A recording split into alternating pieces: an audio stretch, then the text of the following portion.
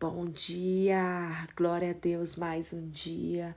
Louvado seja o nosso bom Deus. Hoje, 22 de fevereiro de 2025, estamos caminhando para o último capítulo, a última parte do livro Mulheres Improváveis, da autora Viviane Martinello. Eu espero que cada mulher tenha sido abençoada, tenha sido tocada, ministrada através deste livro, porque foi uma bênção para mim. E vamos continuar, que diz o seguinte: por que mulheres improváveis? Deus está quebrando padrões, enquanto o mundo luta para nos manter presas a um padrão cultural e uma agenda humanista. Deus nos convida a abraçar o padrão do céu. Deus tem saudade da tenda simples de Davi. Ele não deseja os grandes templos, mas ama as tendas da simplicidade. Ele ama a tenda que Jael ergueu e derrama poder e coragem para destruir os seus inimigos com uma única estaca. Ele está procurando mulheres que fujam do padrão terreno e que estejam alinhadas com o coração dele. Ainda que tudo diga não, Deus diz sim. E nós fizemos parte desse exército de mulheres improváveis que Deus está levantando para este tempo. Mulheres improváveis aos olhos de muitos, mas prováveis aos olhos de Deus. Mulheres improváveis, lugares simples e terras longínquas são visíveis aos olhos do Senhor, pois Ele é especialista em chamar e recrutar improváveis como vimos até aqui. Mas por que mulheres improváveis? Porque elas são a resposta inesperada de Deus para momentos críticos, conflitos pessoais, guerras locais e até crises mundiais. Para Naamã, um líder orgulhoso, investido de autoridade e respeitado por todos, embora leproso por baixo da farda, Deus levantou uma menina órfã e sem nome, uma serva, uma improvável, para dar a resposta da cura que ele precisava. É por isso que Deus levanta mulheres improváveis, porque são mulheres que carregam respostas para o tempo e no contexto em que estão inseridas. São mulheres improváveis, posicionadas no lugar certo, que levarão os Naamãs de hoje aos rios dos quais muitos deles estão tentando fugir. Se existe um entendimento necessário na nossa caminhada com Deus, é que Ele não limita seus propósitos aos estereótipos humanos e culturais que costumam influenciar a sociedade. Sem dúvida alguma, a história de Jael explica perfeitamente isso. Mesmo não existindo muita informação bíblica sobre ela, no livro de Juízes, lemos que ela era esposa de um homem chamado Heber, também identificado como o queneu. Jael e Heber surgem em um momento de guerra entre Azor e as tribos do norte de Israel. Em Juízes 4, encontramos o relato de parte desses acontecimentos. Depois da morte de Eude, mais uma vez, os israelitas fizeram o que o Senhor reprova. Assim o Senhor os entregou nas mãos de Jabim, rei de Canaã, que reinava em Azor. O comandante do seu exército era Císera, que habitava em Arosete-Agoim. Os israelitas clamaram ao Senhor, porque Jabim, que tinha 900 carros de ferro, os havia oprimido cruelmente durante 20 anos. Débora, uma profetisa, mulher de Lapidote, liderava Israel naquela época. Ela se sentava debaixo da tamareira de Débora, entre Ramá e Betel, nos montes de Efraim, e os israelitas a procuravam para que ela decidisse as suas questões. Débora mandou chamar Baraque, filho de Abinoão, de Quedes, em Naphtali, e lhe disse: O Senhor, o Deus de Israel, ordena a você que reúna 10.000 homens de Naphtali e Zebulon e vá ao Monte Tabor.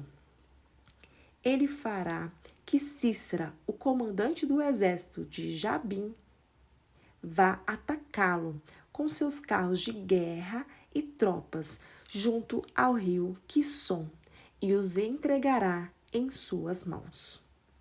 Juízes 4, 1 ao 7. Podemos observar que Jobim havia oprimido os israelitas de forma cruel por 20 anos. E diante de tamanha opressão e sofrimento, os israelitas clamaram ao Senhor. Mesmo que o povo estivesse naquela condição, devido a seu próprio pecado, Deus ouviu a oração dos israelitas. E através de Débora, a profetisa que liderava Israel naquele período, Deus estabelece uma estratégia comissionando Baraque para liderar Israel contra o exército cananeu que estava sob o comando de Císera. Débora já era uma improvável, se pensarmos que se tratava de uma mulher levantada por Deus para ser juíza em uma época como aquela. No entanto, diante da insegurança de Baraque, Deus levantaria outra improvável, uma mulher através da qual a promessa dele se cumpriria. Que diz o seguinte em Juízes 4, do 15 ao 23. Diante do avanço de Baraque, o Senhor derrotou Císera e todos os seus carros de guerra, e o seu exército ao fio da espada. E Císera desceu do seu carro e fugiu a pé. Baraque perseguiu os carros de guerra e o exército até Arosete-Agoim. Todo o exército de Císera caiu ao fio da espada. Não sobrou um só homem.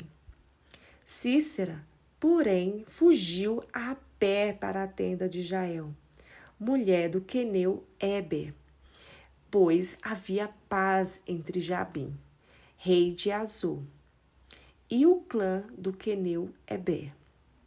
Jael saiu ao encontro de Císera e o convidou: Venha, entre na minha tenda, meu senhor. Não tenha medo. Ele entrou e ela o cobriu com um pano. Estou com sede, disse ele. Por favor, dê-me um pouco de água. Ela abriu uma vasilha de leite feita de couro, deu-lhe de beber e tornou a cobri-lo. E Císera disse à mulher: Fique à entrada da tenda. Se alguém passar e perguntar se há alguém aqui, responda que não. Entretanto, Jael, mulher de Eber, apanhou uma estaca da tenda e um martelo e aproximou-se silenciosamente enquanto ele, exausto, dormia um sono profundo e cravou a estaca na têmpora até penetrar o chão, e ele morreu. Baraque passou à procura de Císera, e Jael saiu ao seu encontro. Venha, disse ela, eu mostrarei a você o homem que você está procurando. E entrando ele na tenda, viu ali caído Císera, morto, com a estaca atravessada nas têmporas. Naquele dia, Deus subjugou Jabim, o rei cananeu, perante os israelitas. Juízes do 4 ao 15, 23. Jael foi o elemento surpresa de Deus. É por isso que Deus tem levantado mulheres improváveis, porque a resposta pela qual a terra clama não costuma estar no que é considerado óbvio e adequado de acordo com a perspectiva humana, mas sim de acordo com a perspectiva de Deus, que usa quem Ele quer, de forma que deseja, para os propósitos que Ele mesmo estabelece. Deus já havia rompido com a cultura da época através da liderança de Débora. Afinal, ela foi a única mulher juíza entre todos os juízes de Israel e foi levantada em um tempo em que as mulheres eram relegadas, ou seja, banidas a segundo plano na organização tribal de Israel. Mas, para o cumprimento da promessa de que entregaria Sísera e suas tropas nas mãos de Baraque, Deus levanta outra mulher improvável, que foi justamente Jael. Jael foi construída no secreto, forjada em uma atividade incomum para as mulheres de hoje. Acredita-se que a sua destreza ao manusear a estaca e o martelo tenha sido uma habilidade desenvolvida enquanto cumpria uma tarefa que geralmente era das mulheres de sua época: montar e desmontar tendas. Uma mulher improvável, forjada por meio de uma tarefa comum e rotineira em sua época, foi a resposta para aplacar a guerra e findar a opressão que estava sobre o povo israelita.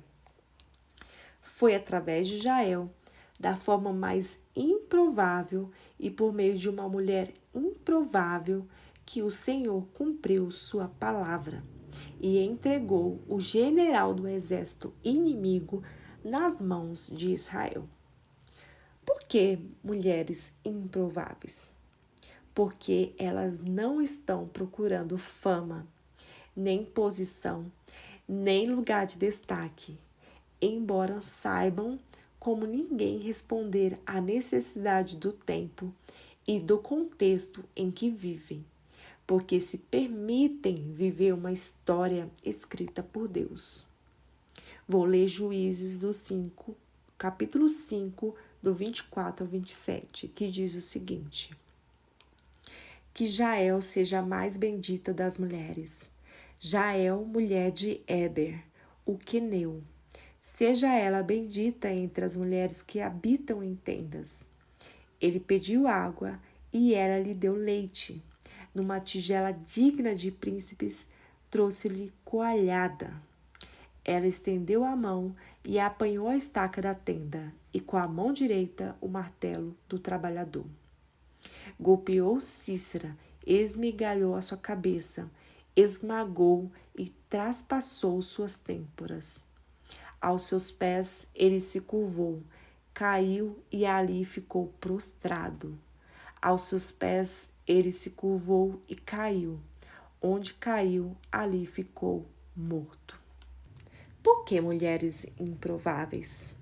Porque são mulheres que habitam nas tendas da simplicidade, mulheres de verdade, que aprendam a esperar, que aprendam a construir no secreto e a permanecer determinado tempo escondidas. São mulheres que se deixaram aperfeiçoar no silêncio, aprender nas cavernas por meio de feridas e de novas conexões, a jamais andarem com um tanque vazio. Aprenderam a tirar força da fraqueza e se deixaram matricular na escola do quebrantamento e passaram por um processo doloroso de podas necessárias. Por que mulheres improváveis? Porque são elas que Deus está levantando neste tempo.